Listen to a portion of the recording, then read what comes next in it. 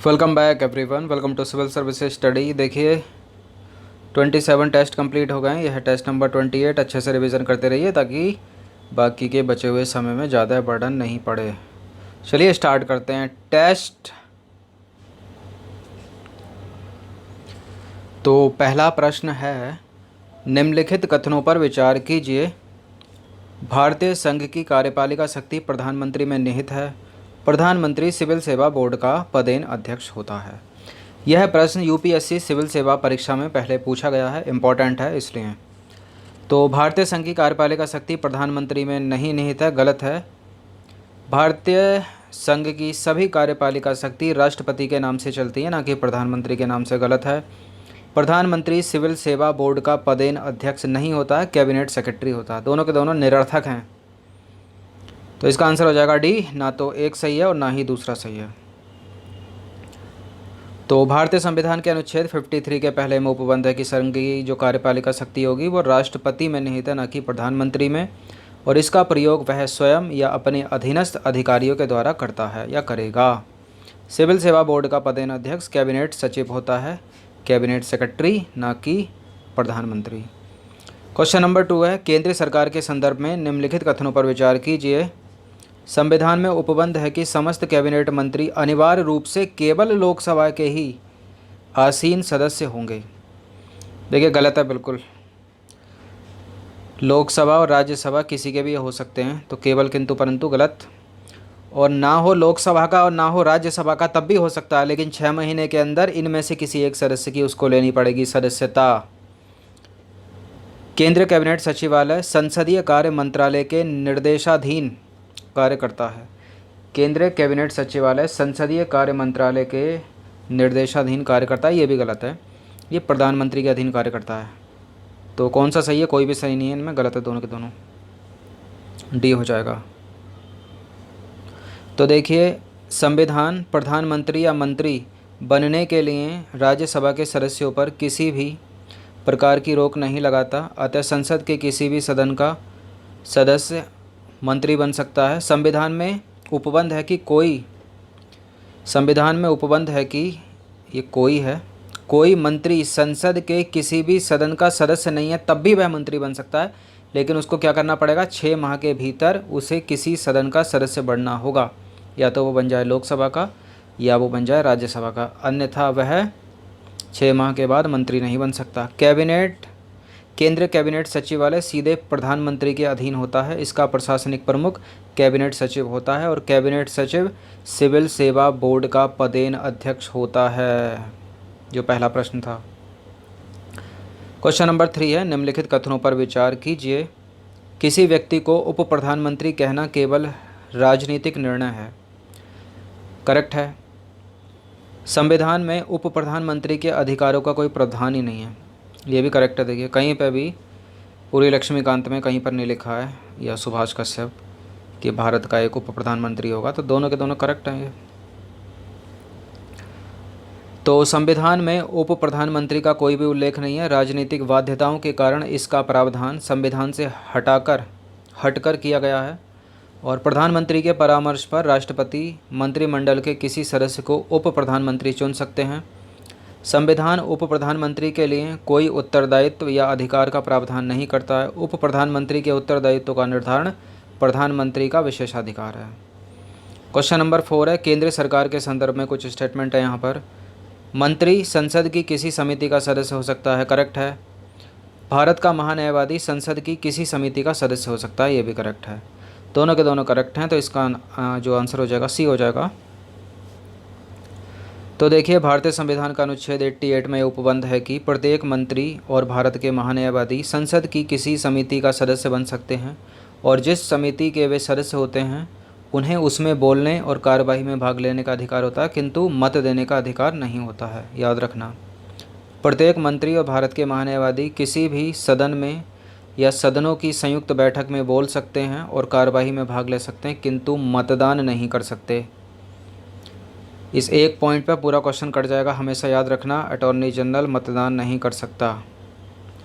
मंत्रिपरिषद सामूहिक रूप से उत्तरदायी होती है लोकसभा के प्रति, करेक्ट है। एक संवैधानिक बाध्यता के अंतर्गत, ये भी करेक्ट है। अनुच्छेद 75 के तीसरे के अंतर्गत, ये भी करेक्ट है। अनुच्छेद 76 के तीसरे के अंतर्गत, ऐसा इसमें कोई प्रावधान नहीं है। तो इसका आंसर हो जाएगा ऑप्शन नंबर बी, पहला, दूसरा और तीसरा सही है। तो उपरोक्त में से चौथा सही नहीं है यहाँ पर, क्योंकि अनुच्छेद 76 के 3 में भारत के महान्यायवादी के कर्तव्यों का उल्लेख है। इसमें जो है ना, इसमें भारत के महान्यायवादी के कर्तव्यों का उल्लेख है, क्योंकि 76 से शुरू हो जाता है ना उसका आर्टिकल। अब मंत्रिपरिषद सामूहिक रूप से एक संवैधानिक प्रावधान है, जिनका अनुच्छेद 75 के 3 में उपबंध है कि मंत्रिपरिषद सामूहिक रूप से लोकसभा के प्रति जिम्मेदार होगी। क्वेश्चन नंबर 6 है, केंद्रीय मंत्रिपरिषद के त्यागपत्र देने के उपरांत राष्ट्रपति वैकल्पिक व्यवस्था बनने तक उसे बने रहने के लिए कहेंगे। करेक्ट है।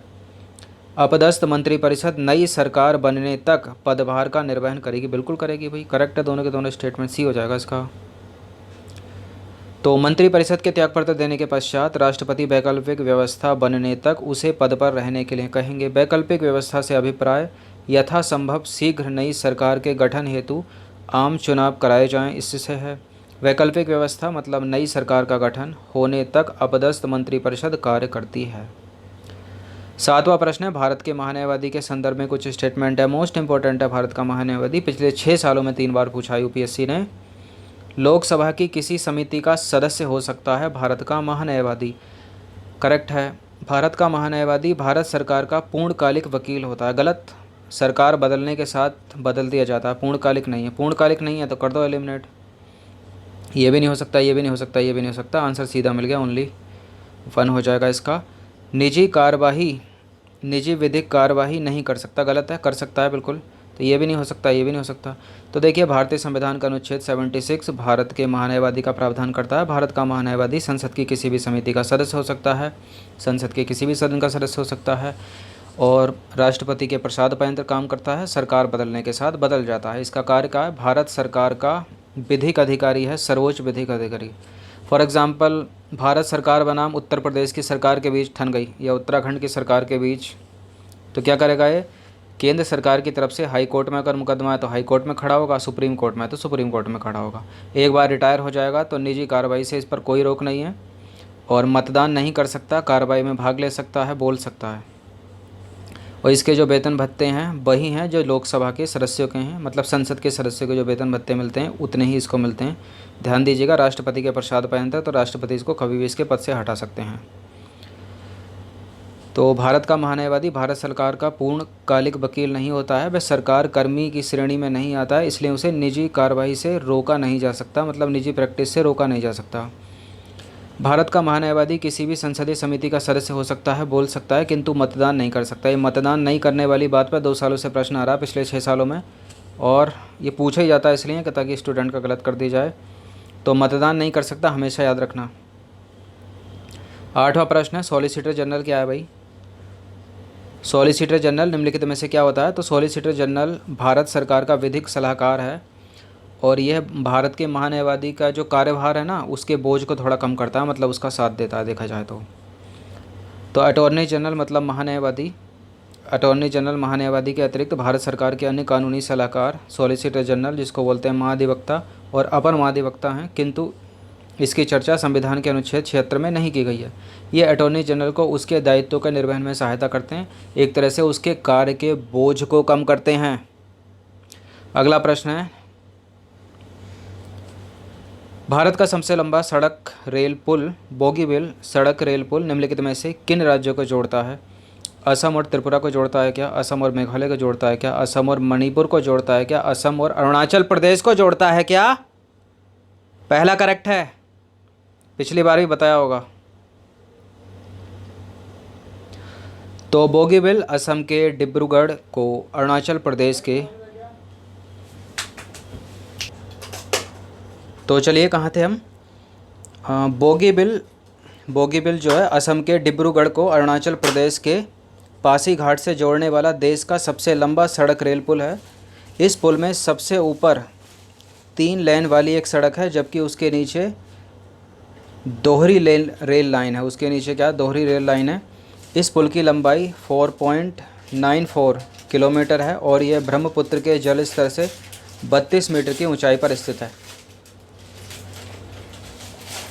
अंतिम प्रश्न है, निम्नलिखित में से कौन सा संस्थान वैश्विक लैंगिक अंतराल report global gender gap report जारी करता है? ये पहले भी रिपीट हुआ है प्रश्न, मोस्ट इंपॉर्टेंट है। कौन जारी करता है ग्लोबल जेंडर गैप रिपोर्ट? ये जारी करता है विश्व आर्थिक मंच। विश्व आर्थिक मंच जारी करता है। तो देखिए, विश्व आर्थिक मंच ने वैश्विक लैंगिक अंतराल report global gender gap report 2018 जारी की है, और वैश्विक लैंगिक अंतराल सूचकांक ग्लोबल जेंडर गैप इंडेक्स 2018 में शामिल 49 देशों में इंडिया का 108वां स्थान है। और जैसे ही अपडेट हो जाएगा 2019 का, उसका भी हम बता देंगे। तो 10 के 10 इंपॉर्टेंट प्रश्न थे, अच्छे से इनका रिवीजन करते रहो ताकि बर्डन एंड टाइम पे कम पड़े। लेसन देखने के लिए धन्यवाद।